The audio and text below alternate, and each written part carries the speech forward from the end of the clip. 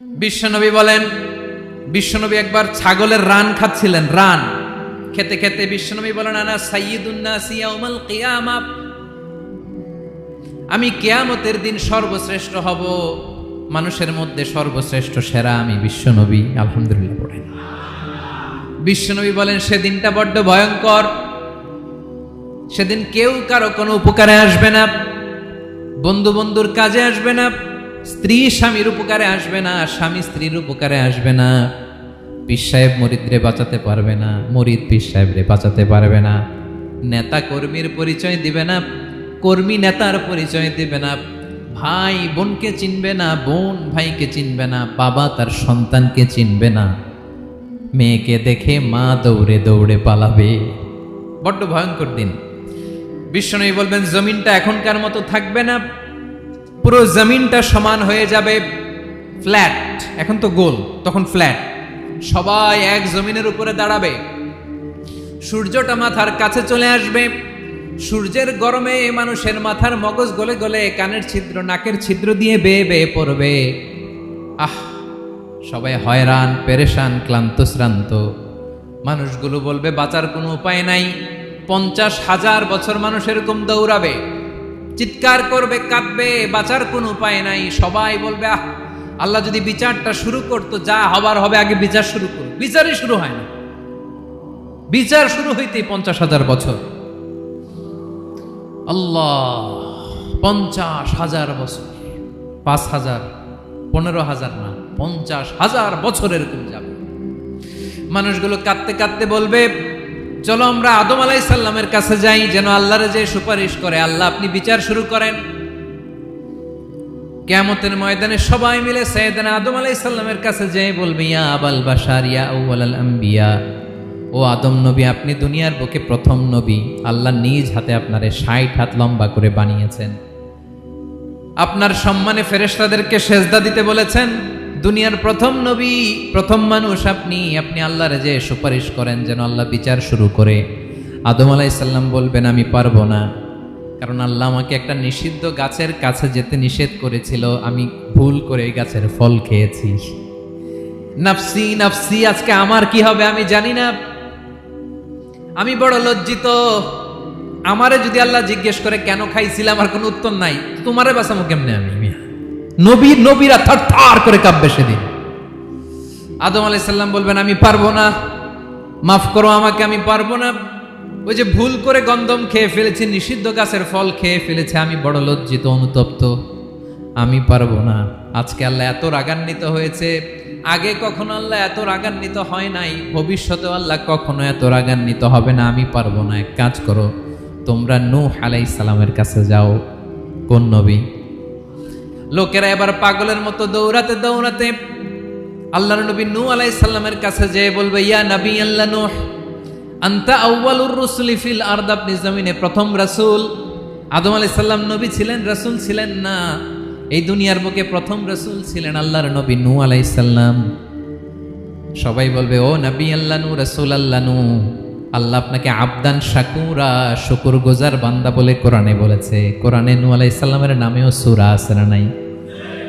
আপনি আল্লাহর প্রিয় বান্দা, প্রিয় রাসূল। দেখেন আমাদের কি দশা, ঘামতে ঘামতে শেষ, জমিনটা তামার জমিন, সূর্যটা মাথার কাছে, কি করবো আর পারি না, ঘামতে ঘামতে আর কত ঘামবো, কত দাঁড়িয়ে থাকবো।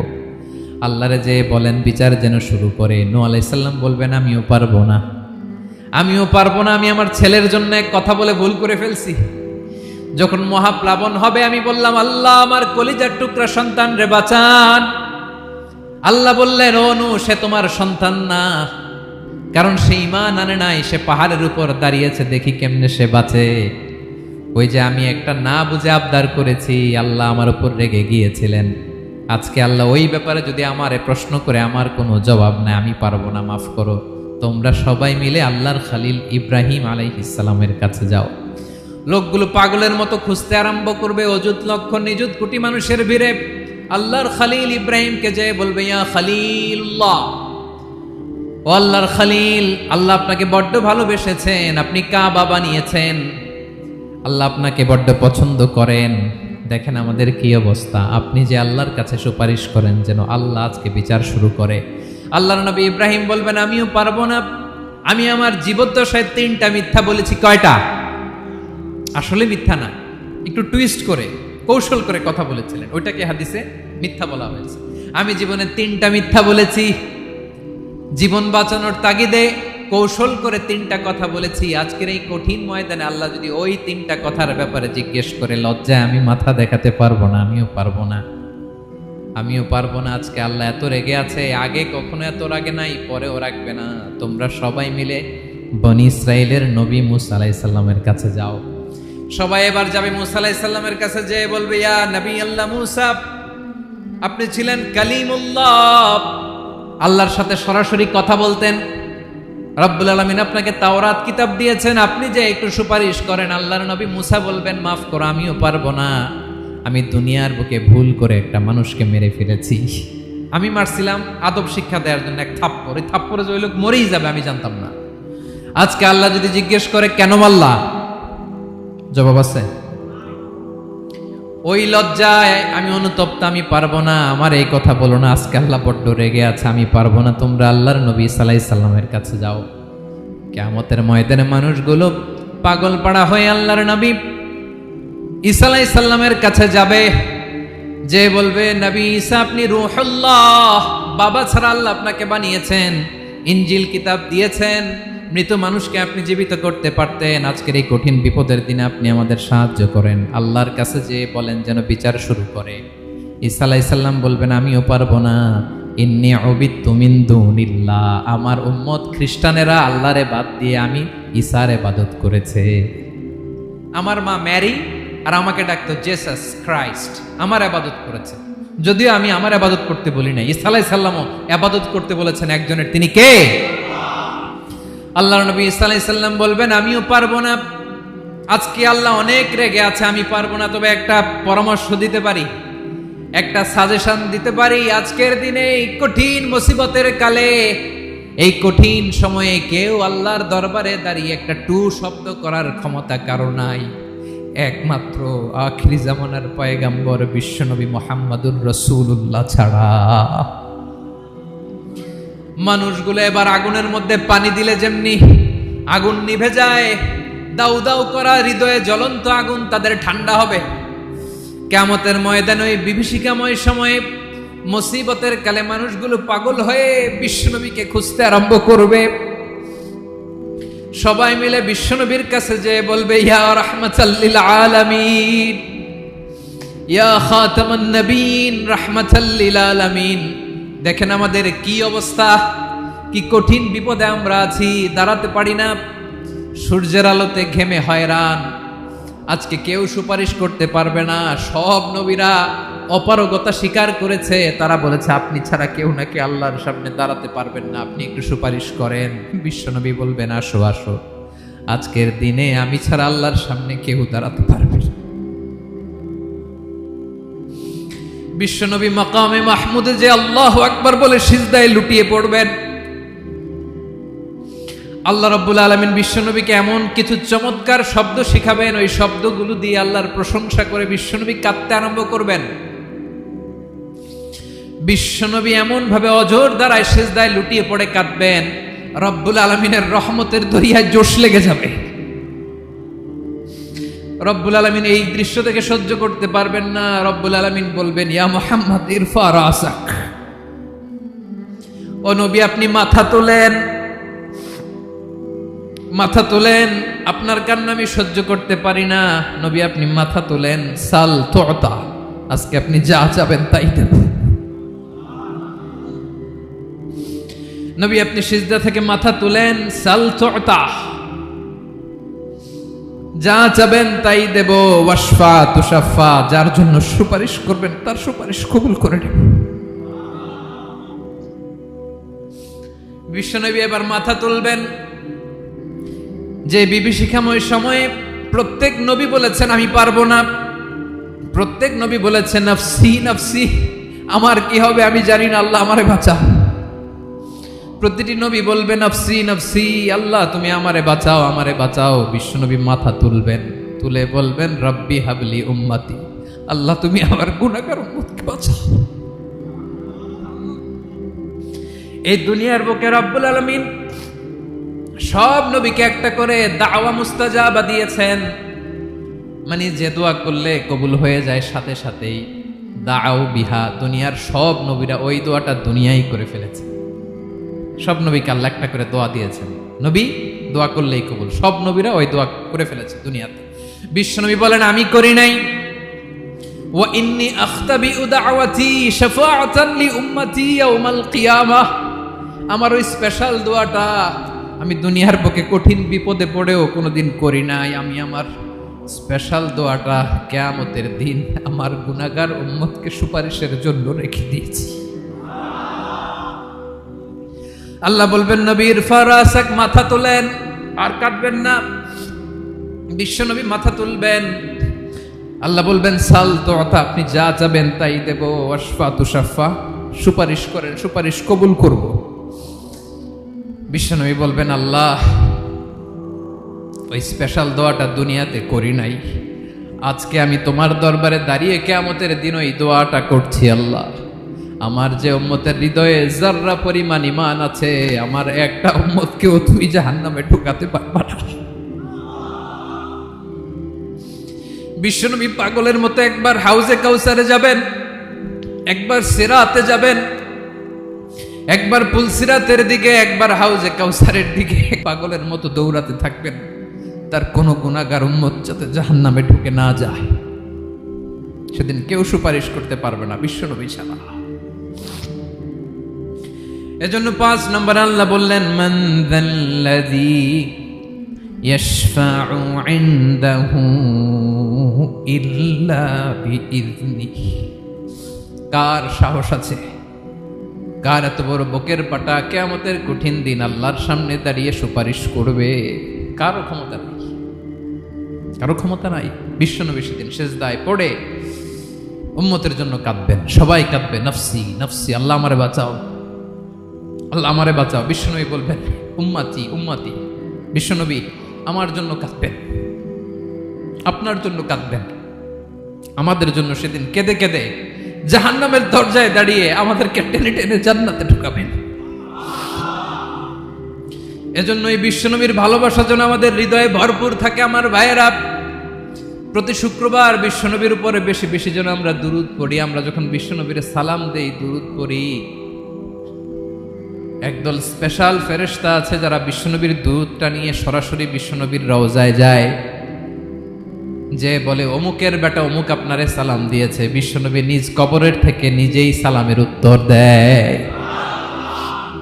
বিশ্বনবীর ভালোবাসা যেন আমাদের হৃদয়ে থাকে, বিশ্বনবীর সুন্নাহ দিয়ে যেন আমাদের জীবনটাকে সাজাই। পারা যাবে ইনশাআল্লাহ। বিশ্বনবীর ভালোবাসা ছাড়া কেউ জান্নাতে ঢুকতে পারবে? বিশ্বনবীর পক্ষে আমরা বলবো, বিশ্বনবীর পক্ষে আমরা লিখব, বিশ্বনবীর জন্য আমরা আমাদের কলিজার রক্ত বিলিয়ে দিব, ঠিক কিনা বলেন? সেদিন বিশ্বনবী ছাড়া কেউ সুপারিশ করতে পারবে না। 5 নম্বর আল্লাহ বললেন মান যাল্লাযী ইয়াশফাউ ইনদাহু ইল্লা বিইযনি, কে আছে সুপারিশ করবে আল্লাহর সামনে? আর আপনি আপনার বাবার দরবারে যে সেজদা দেন, হ্যাঁ, ইব্রাহিম আলাইহিস সালাম থারথার করে কাঁপবে আর বলবে নফসি নফসি, আল্লাহ আমারে বাঁচাও। মুসা আলাইহিস সালাম থারথার করে কাঁপবে, আল্লাহ নফসি নফসি, আমারে বাঁচাও। আর আপনি পীরের দরবারে যে সেজদা দেন, কোথায় আছেন আপনি? খবরদার, কেউ বাঁচাতে পারবে না। যাকে ইল্লা, আল্লাহ যাকে অনুমতি দেন বিশ্বনবীকে দিবেন, নবীদেরকে দিবেন। এরপরে আল্লাহ তার স্পেশাল ওয়ালিদেরকে, মুত্তাকিনদেরকে, শহীদদেরকে, সিলেক্টেড বান্দাদেরকে দিবেন। কিন্তু কাকে দিবেন, কার জন্য দিবেন, দুনিয়ার কেউ জানে না একজন ছাড়া, তিনি কে? আল্লাহর ওয়ালিদেরকে, নেককার লোকদেরকে আল্লাহ সুপারিশের অনুমতি দিবেন। কিন্তু আপনি যারে মানেন, যার পায়ে সেজদায় লুটিয়ে পড়ে থাকেন, তারে যে আল্লাহ দিবেন, এটার কোনো গ্যারান্টি আছে? কথা বলেন।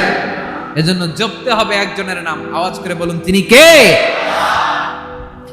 আয়াতুল কুরসির 5 নাম্বার কথা হচ্ছে সেদিন কেউ কারো উপকারে আসবে না, সুপারিশ করার সুযোগ পাবে না, আল্লাহ যাকে অনুমতি দেয় তিনি ছাড়া। কয়টা গেল? 6 নাম্বার আল্লাহ বললেন ইয়ালামু মা বাইনা আইদিহিম ওয়া মা খালফাহুম, তোমাদের সামনে তোমাদের পেছনে যখন যেটাই ঘটুক না জানে কে? আওয়াজ করে বলুন, কেউ যেটা জানে না জানে কে? কেউ যেটা দেখে না দেখে কে? কেউ যেটা শোনে না, শোনে কে? ইয়ালামু মা বাইনা আইদিহিম ওয়া মা, দৃষ্টিগোচর, দৃষ্টির বাইরে যা ঘটে কে জানে? তবে ঘরের ভিতরে ঢুকে জানালা বন্ধ করে লাইট অফ করে যদি আমরা কিছু করি, ওইটা আর আল্লাহ জানে না। হ্যাঁ, জানে? ওইটাও জানে। যত কালো পর্দা লাগায়া লাইট বন্ধ করে একা একা পাপ করেন, দেখে কে? এজন্য অন্ধকারে পাপ করলেও সেখানেও আল্লাহর দৃষ্টি আছে না নাই? আলিমুল গায়বি ওয়াশ শাহাদা, দৃশ্য অদৃশ্য সব জানেন, সব। আল্লাহ বলেন ওয়া আসিররু কাওলাকুম আও ইজহারু বিহি ইন্নাহু আলিমুম বিযাতিস সুদূর। প্রকাশ্যে করো কিংবা গোপনে করো, সব জানেন। এমনকি অন্তরে অন্তরে কি ভাবো তাও জানেন। মুখে গালি দেন নাই, মনে মনে গালি দিছেন, ওটা তো আল্লাহ জানে না? হ্যাঁ, আলিমুম বিযাতিস সুদূর, অন্তরে যা আছে ওইটাও। ইয়ালামু খাইনাতাল আ'য়ুন ওয়া মা তুখফিস সুদূর। চোখ দিয়ে, অনেকে দেখবেন চোখ দিয়ে চোখ মারে, ওইটাও আল্লাহ দেখেন। বিচার করতেছে, বিচারককে ঘুষ টুস দিয়ে আপনি চোখ মারলেন যে এইভাবে না ওইভাবে কর, ওইটা তো আল্লাহ দেখে দেখে নাই? হ্যাঁ, খাইনাতাল আ'য়ুন, চোখের খেয়ানত দেখে। ওয়া মা তুখফিস সুদূর, অন্তরে যেটা লুকায় রাখো ওইটাও তিনি দেখেন। এজন্য আল্লাহ বলেন 6 নম্বর কথা হচ্ছে ইয়ালামু মা বাইনা আইদিহিম ওয়া মা খালফাহুম, সামনে পেছনে যা ঘটে সব জানে কে? কথা ক্লিয়ার? 7 নম্বরে আল্লাহ বললেন ওয়ালা ইউহিতুনা বিশাইইম মিন ইলমিহি ইল্লা বিমা শা। কেউ তার জ্ঞানকে পরিব্যাপ্ত করতে পারে না, পরিবেষ্টন করতে পারে না। তার জ্ঞানে কি আছে কেউ জানতে পারে না, ততটুকু ছাড়া যতটুকু তিনি জানেন। সুবহানাল্লাহ। নবীরা কি সব জানেন? বিষ্ণু ঈসা ইসলাম সব জানতেন না।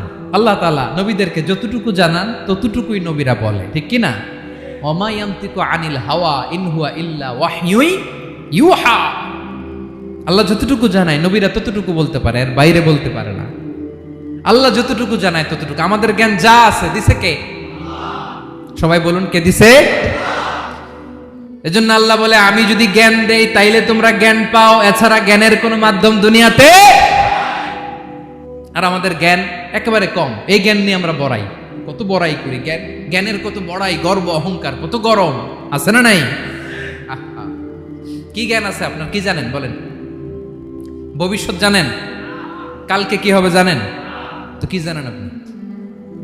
কালকে কি হবে এটাই তো জানি না, এখন কি হবে তাই জানি না, পিছনে কি করছিলাম এটা মনে রাখতে পারি না। আজ থেকে 1 মাস আগে এই বিকেলে আপনি কি করতেছিলেন মনে আছে? এত দূরে যাওয়া লাগবে না। আজ থেকে 1 সপ্তাহ আগে রাত্রে বেলায় কি খাইছিলেন মনে আছে? আজ থেকে 5 দিন আগে কোন জামাটা পরছিলাম মনে আছে? তো কি জানেন আপনি? কিছুই না। আমাদের জ্ঞানকে আল্লাহ বলেছেন কলিল। কি বলেছেন? এজন্য রব্বুল আলামিন বলেন তোমাদের জ্ঞান হলো কলিল। ওমা উতিতুম মিনাল ইলমি ইল্লা কলিলা। একেবারে যত সামান্য জ্ঞান আমি আল্লাহ তোমাদেরকে দিয়েছি, আসল জ্ঞান ভান্ডার একমাত্র আমি আল্লাহর কাছে। তাহলে আমাদের জ্ঞানকে আল্লাহ কি বলেছেন? কলিল। একটু বলুন কি বলেছেন? কলিল মানে কি? একটা মহাসাগরের মধ্যে, খেয়াল করে শুনেন বুঝবেন, একটা মহাসাগরের মধ্যে একটা চড়ুই পাখি যে যদি একটু পানি খায়, পানি খাওয়ার পরে ওই চড়ুই পাখির ঠোঁটে যে একটু পানি লেগে থাকে ওইটারে বলে কলিল। আল্লাহ বলে মহাসাগর থেকে পানি খাওয়ার কারণে চড়ুই পাখির ঠোঁটে যে একটু পানি লেগে আছে, এই পানিটা হচ্ছে তোমরা পৃথিবীতে যারা আছো সবার জ্ঞান, সবাই মিলে এতটুকু জ্ঞান।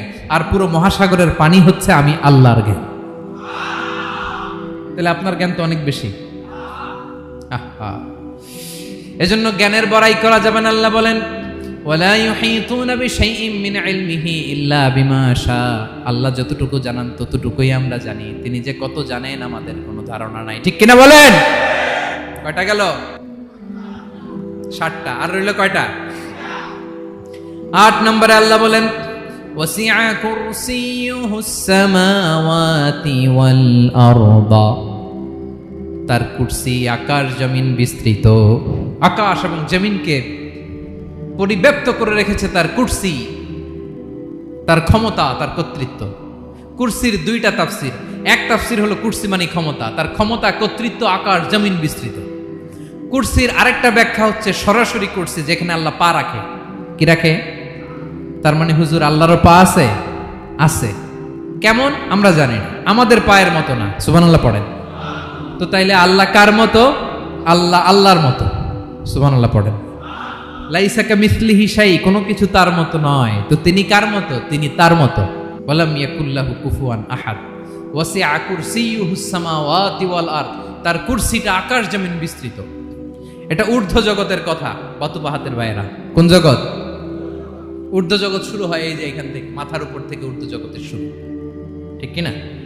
এই যে শূন্যে যা দেখেন, এটা প্রথম আকাশের মহাশূন্য। আল্লাহ বলেন ওয়ালাকাদ যায়্যানাস সামাআদ দুনিয়া বিজিনাতিল কাওয়াকিব, প্রথম আকাশের মহাশূন্যকে আমি তারা গ্রহ দিয়ে সুশোভিত করেছি। আমাদের পৃথিবীর চাইতে অনেক বড় গ্রহ আছে, যেমন সূর্য পৃথিবীর চেয়ে 13 লক্ষ গুণ বড়। কয় গুণ? 13 গুণ, 1300 গুণ, 13,000 গুণ। কত গুণ? আরো জোরে কত গুণ? চিন্তা করছেন পৃথিবীটা কত বড়, আর সূর্য নাকি পৃথিবীর চেয়ে? তার মানে সূর্যই কি সবচেয়ে বড়? না, সূর্যের চেয়ে কোটি কোটি গুণ বড় তারা আছে। এরকম কোটি কোটি তারা নিয়ে আমাদের গ্যালাক্সি মিল্কি ওয়ে, এরকম কোটি কোটি গ্যালাক্সি আছে প্রথম আকাশের মহাশূন্যের মধ্যে। এরপরে দ্বিতীয় আকাশ। এই দ্বিতীয় আকাশটা প্রথম আকাশের তুলনায় কত বড়? বিশ্বনবী বলেন, তোমার হাতের আংটি যদি মরুভূমির মাঝখানে ফেলে দাও, পুরো মরুভূমির তুলনায় তোমার হাতের আংটি যত ছোট, দ্বিতীয় আসমানের তুলনায় প্রথম আসমানটা ঠিক তত ছোট। তৃতীয় আসমান আবার এরকম, ওইটার তুলনায় দ্বিতীয় আসমানটা একটা আংটির সমান। চতুর্থ আসমানের তুলনায় মরুভূমির মাঝখানে তৃতীয় আসমানটা আংটির সমান। একটার চেয়ে আরেকটা বড়। কত বড় আমি বলতে পারবো, আপনারা শুনতে পারবেন, কিন্তু আমরা কল্পনা এটা ধারণ করতে পারবো? পঞ্চম, ষষ্ঠ, সপ্তম, 7 আকাশ শেষ। কি শেষ? এর উপরে আছে বাইতুল মামুর। কি নাম? এটা ফেরেশতাদের মসজিদ, ফেরেশতাদের কেবলা, ফেরেশতাদের কাবা। আমরা যেমন মক্কায় কাবা, ফেরেশতাদের কাবা, কেবলার নাম হচ্ছে আল বাইতুল মামুর। 7 আসমানের উপর। এটা কত বড় শুনেন। প্রতিদিন বিশ্বনবী বলেন, প্রতিদিন এই আল বাইতুল মামুর ফেরেশতাদের মসজিদে 70,000 ফেরেশতা ইবাদতের জন্য চান্স পায়। প্রতিদিন কয় হাজার? একবার ঢুকে যে বের হয়ে যায়, কিয়ামতের আগে দ্বিতীয়বার আর তারা চান্স পাবে না। আল বাইতুল মামুর ওইটা শেষ। এরপরে সিদরাতুল মুনতাহা। কি নাম? সীমান্ত বৃক্ষ। এটা আরো বড়, একটা বিশাল বড় বড়ই গাছ আল্লাহ বানাইছে। ওয়া ইলাইহি ইয়ানতাহি ইলমুল মালাইকা, ফেরেশতাদের জ্ঞান সীমানা ওইখানেই শেষ। এর উপরে কি হয় ফেরেশতারা আর জানে না। ফেরেশতাদের ক্ষমতা এখানে শেষ। সিদরাতুল মুনতাহা, সিদরাতুল মুনতাহার এরিয়া শেষ। এরপরে শুরু হয় আল্লাহুল মাহফুজ, কোরআনের বাড়ি। কোরআনের বাড়ি কই? বাল হুয়া কুরআনুম মাজিদ ফি, এটা মিন দুররাতিন বাইদা, সাদা ঝকঝকে ডায়মন্ড দিয়ে আল্লাহ বানাইছে।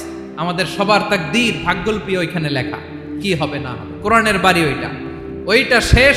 এরপরে শুরু হয় লা জামান লা মাকান এরিয়া। ওইখানে কোনো জামান নাই, মাকান নাই, no time no space area শুরু। ওইখানে কুরসি, যেখানে আল্লাহ পা রাখেন বা কুদরতি পা রাখেন।